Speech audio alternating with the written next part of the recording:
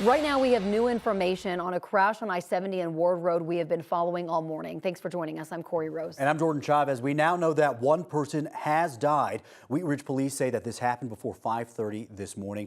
Two cars were involved with a suspected DUI driver. That driver is in custody. The driver of the other car is confirmed dead, and a toddler in that car is in the hospital. We will bring you more as we learn it. Erica is showing us the impacts of this and the road closure. Let's get right over to her. Good morning. Yeah, good morning, Corey and Jordan. Right now, not a great situation at all with that update you just heard from Jordan and Corey. We've learned that this is a fatal crash. So likely when we deal with these fatal crashes, the interstate is closed for hours and hours. At this time, eastbound side of I-70 between 32nd and Ward Road remains shut down. The investigation is ongoing. This is our live look from Sky 9. As you can see, investigators are doing their job to determine exactly what happened out this way. So again, two vehicles were involved. This is one of them. There was another off in the grassy area. I've been watching this scene since Sky 9 got up and over it at 6 o'clock this morning. So I do want to take you over right now to our CDOT camera, just showing you more impacts and closures. This is our camera at eastbound I-70 and 32nd Avenue where that closure continues. So it's a pretty big stretch. If you're going to be traveling from Morrison into Golden, headed toward Wheat Ridge, Arvada area, that's where it becomes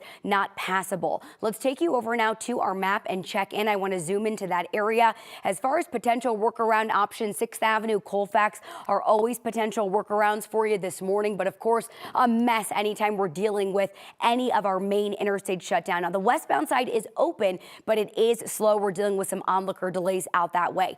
Getting colorful across our area just in general. It's that time of the morning. It is 7:02 and people are out driving. 270 slow on either side through Commerce City. We've got westbound 76 delays. Southbound I-25 from 76 all the way down towards 6th Avenue getting congested.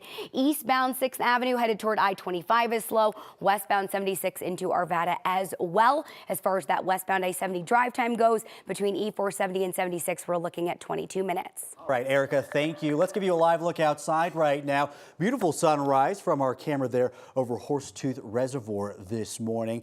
A pretty calm day ahead right now. We're going to be in the upper 60s, so get out and enjoy it while you can because we are expecting some big changes come tomorrow. That's right. So let's get over to senior meteorologist Chris Bianchi with more on that. We're talking some serious winds tomorrow. Yeah, those winds will be whipping. 60+ mile-an-hour winds likely during the day tomorrow, especially east of Denver, but in town some 40 to 60 mile-an-hour winds likely for us as well. We're starting things off on a warm and tranquil note. Winds not much of a factor right now. 42 degrees for us as well at 7:04 a.m. on this Thursday morning, March the 13th. By the way, today the 6-year anniversary of the bomb cyclone that took place 6 years ago that led to the lowest central pressure ever recorded in Colorado, 970 millibars out in Lamar. Today, though, 69 degrees, 10 to 20 mile-an-hour breeze around for us, 60s, 70s, eastern plains, 40s and 50s for us in the high country. In that forecast, we head over the next few hours. Temperatures getting up into the upper 60s, mid to late afternoon. Perfect for a jog, a stroll, a dog walk, anything like that. I'm definitely going to get a long run in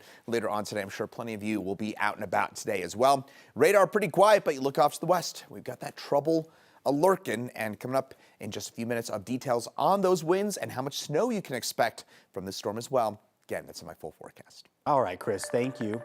New this morning, drivers in Douglas County should prepare now for big changes at 3 major intersections. Right now, 9 News transportation specialist Brianna Fernandez is live near Highway 85 and Highlands Ranch Parkway. Brianna, these new intersections are meant to help improve traffic and handle additional traffic volume.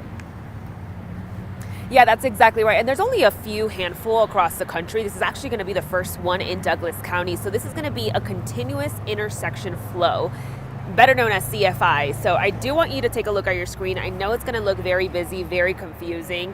So for those heading out, this is an example of what it's going to look like. They may look busy and confusing, but let me break it down for you. So Highway 85 drivers turning left at the new intersection will cross through traffic using a new signal. So you'll continue to the far left side of the road, and then you'll make that left turn. While the other drivers, they're just going to go as they normally would at any typical intersection. So the idea really here is to keep traffic moving, create fewer backups. And when I spoke to Douglas County officials, they say that the goal is to increase the number of cars that they can make through the intersection in a single traffic light cycle.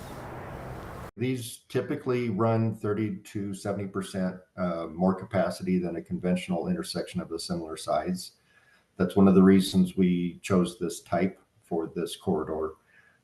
It's as I mentioned, the efficiency is the main feature why we use this kind of a configuration.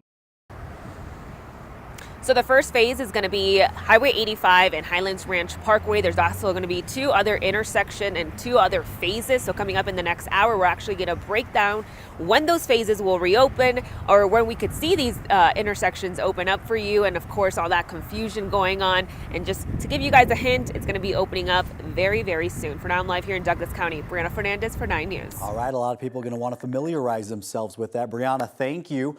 Construction continues to ramp up on the Floyd Hill project near Idaho Springs on I-70.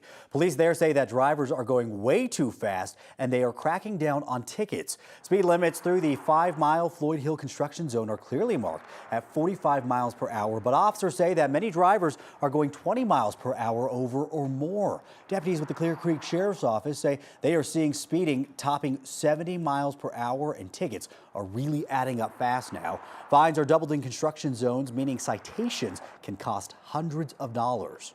Last week, just within a 2-day period, I stopped over 10 cars. 10 of them did get citations, which, was roughly over $4,000. Deputies from Clear Creek and officers from Idaho Spring have issued nearly 350 speeding tickets in the construction zone this year. Authorities worry that the excessive speeds will lead to more crashes, putting workers and drivers at risk. New this morning, right now, the Pueblo County Sheriff's Office is investigating a detention deputy after a video surfaced on social media that appears to show him making a racist gesture. Our partners at KRDO in Colorado Springs got a hold of this video, posted on Snapchat story this week, appearing to show a Pueblo County detention deputy doing what would be considered a Nazi salute. The Sheriff's Office confirmed that man has worked for them for the past 9 years. They say they're doing an internal investigation into that video. They believe it happened while he was off duty at someone's home.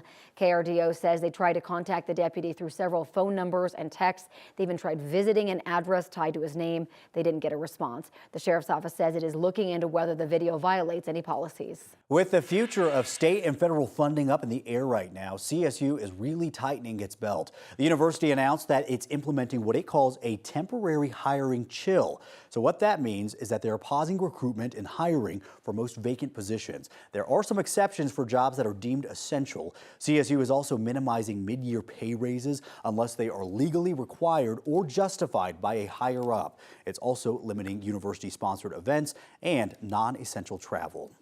This morning, we're learning more about this week's mass layoffs at the Department of Education. New information from CNN shows the department's civil rights office took the hardest hit.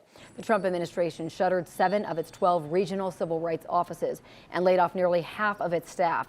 The office aims to protect students by holding schools and colleges that receive federal funds accountable for combating anti-Semitism, Islamophobia, racism, and discrimination against students with disabilities.